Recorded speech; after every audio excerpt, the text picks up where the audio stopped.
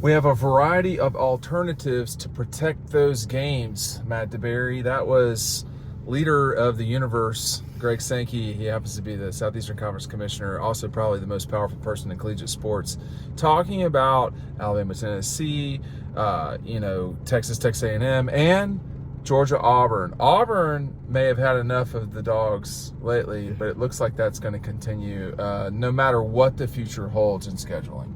It should. I mean, college football is not the same if Alabama and Tennessee aren't playing in the third, Saturday in October. And Georgia-Auburn should play every year. Georgia-Florida should play every year. It's what makes this the greatest game in the world. You can always count on these games, these fan bases going at each other. The passion that you get with these rivalries is just different than the NFL. I mean, sure, the Cowboys and the Redskins, the Commanders, they hate each other, right? But it's not the same. You don't get that same pageantry and that same type of feel and that same type of hate, really, that you get with these rivalries. It's what makes college football great. It's what makes the SEC great and different from the rest of the country, too. So I don't want to live in a world where Georgia does not play Auburn. I don't care when in the fall it happens, but it's got to continue to happen. So give me some perspective and background on you as it relates to when you were growing up. You grew up a little bit in Alabama. I do want to say this. We've got a great offer on the website right now. You buy 1 month, you get 3 months free. You also get our 2025 preview. The link to that is down below. Make sure you're taking advantage of it. I've got Gunnar on the screen right now, but make sure you're taking advantage of this. When Georgia and Auburn used to play in the 90s, and I guess you're thinking of the 2000s more than the 90s. But what was that like in small town Alabama when Georgia and Auburn would play? The first Georgia-Auburn game I remember watching was in '96. That was the one to remember. A big time game there. Phone down, but we're back. We're back. A lot like that game. It was pretty crazy. But I remember going to church the next morning. My dad went to Georgia. We lived in a small town called Calera in Alabama, and it was the whole town was Auburn or Alabama. I mean, we were the only house in the whole town that had a Georgia flag outside of it. And he was so proud going into church that next day, talking to all of his Auburn buddies, and the Alabama folks were having a good time. But it was just different. I mean, football really does mean everything over there in Alabama, from the high school level and to the collegiate level. But every game, you had to earn that. Georgia has played their B game against Auburn and won by double digits recently. Lately. It wasn't that way in the 90s, early 2000s, and it felt like there was a time in that rivalry where the away team got the better of it. You had some classic games. Every game felt tight, and it doesn't feel the same way anymore, but it still meant a lot. I was just going to say that about this past year when Georgia and Auburn played, and the crowd was dead. Georgia's won 7 of the last 8, I think it is. I don't ever remember going to Jacksonville with Georgia, having lost however many of whatever, and it feeling dead. It has felt that with Auburn lately. Yeah. But what Greg Sankey knows, and that I can confirm, is that Georgia and Auburn may not be right now on the same level program, but that is still a game that most people really want to watch. It's a game where you can raise money if you're Jerry Moorhead. It's a game where if you're the executives at Disney, I'm just going to take an opportunity to move this now that I've said Disney, because that was in our car. It's a game that draws eyeballs. It is a top 10 rivalry in terms of since 2012, in terms of total viewership. The 2017 games, plural. There have been a lot of great Georgia-Auburn games, and the league doesn't want to lose that. I mean, Tennessee's beaten Alabama 2 of the last 3 times they've played, okay? They certainly, I wouldn't pick them to win this year, but I don't think it's out of the realm of possibility necessarily either. You don't want to lose Texas and A&M. You don't, you brought Texas in to have that. So I think it's Georgia-Auburn's a wonderful rivalry. I mean, I can go on and on about it. But there's only 3, Georgia only has 3 rivalries. Are we doing Texas-Oklahoma too? Well, that's a good question. Okay. So that's not a, quote, protected rivalry, but I don't know what the term is. That is like Georgia and Florida are going to be buried in the grave next to each other. They're always going to play each other. This is where we're at. Texas and OU are that way. But you don't want to, Matt, end A&M Texas or Auburn Georgia and Tennessee Bama because you want Georgia to play Missouri. Yeah. Would you put Florida LSU into that stacked. I would. Yeah. I would say this is going to really sound strange, but I would put LSU Florida over Tennessee Florida. I think it's a better game. Tennessee Florida is a game that's predicated on the 90s. Tennessee LSU Georgia, the Gators and LSU has been a more consistent game this past 25 years. And the fact of the matter is that when Tennessee and Florida played in the 90s, they had not played before that very much. So that is a television rivalry as well. No East and West, I think, hurts the Florida-Tennessee type of games as well. But the league is built on rivalries, and college football, in a way, is built on rivalries. And making sure old Wes knows what he's... But these games are what makes the SEC. I mean, that's just all there is to it.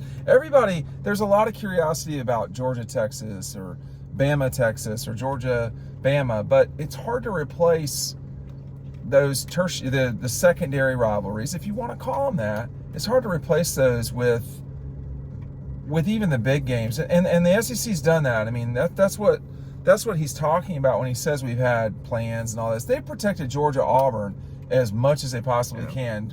I've had higher ups at Georgia. People say if we could just get Auburn back on campus to make up for 13, which is when Georgia sacrificed a home date to keep that rivalry going. That's how important that game is. And my opinion is Alabama, Tennessee's the same way. Texas and A&M are the same way to some degree. Stuff like Arkansas, Texas is really important. But the teams like Carolina get left out of this a lot of the times. Missouri, they get left out of this. But it's a cartel, and you have to do what's best for the cartel, which is the SEC itself.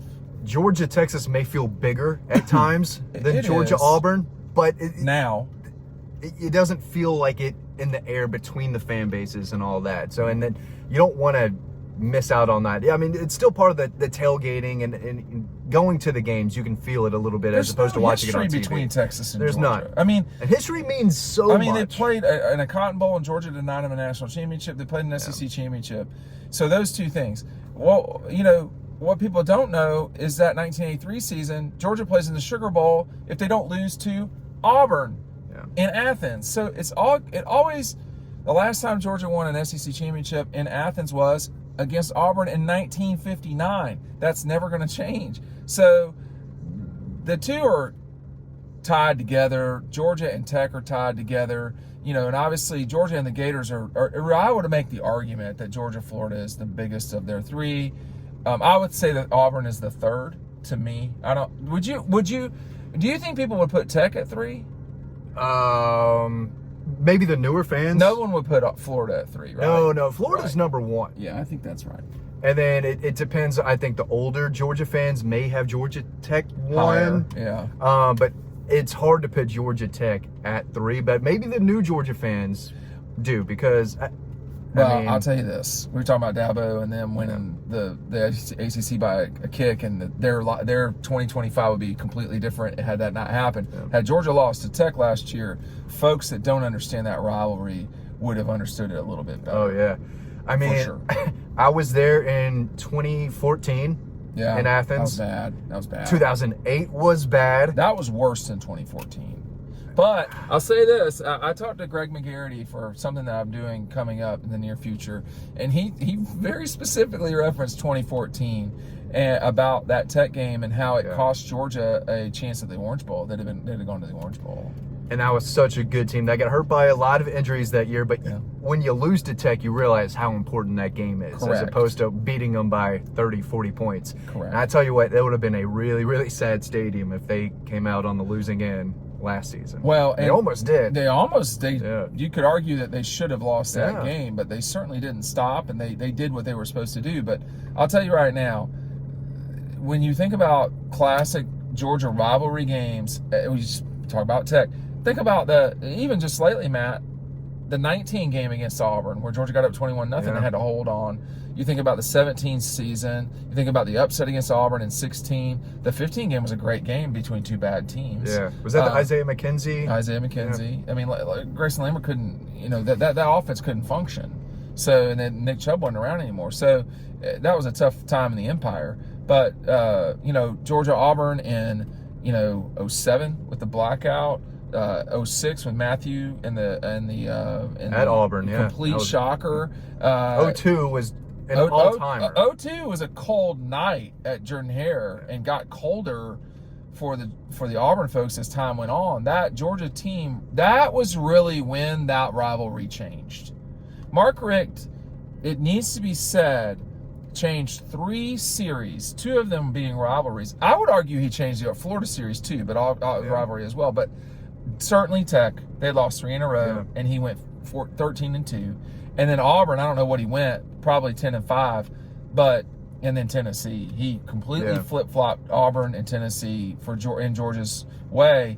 I do think, speaking of Tennessee, I don't think you can really expect Georgia to play Tennessee every single season from here on out. That's just not going to happen. I think they'll want to play them a lot, but Tennessee's going to have to play Florida, Kentucky, Vanderbilt. there's teams they're going to always have to play. You can't play everyone every single season. Right. And Tennessee-Georgia's not a long-time rivalry. That's the part that people, it's not a rivalry, I would say, but in the classic sense of the word. But, you can't be rivals with everyone. Georgia and Kentucky's not a rivalry, and Georgia and Kentucky have played more than Tennessee, Georgia have. So it's we got a long way to go with all this, but Greg Sankey's saying this week, hey, look, be ready for these games to continue. Thanks for watching.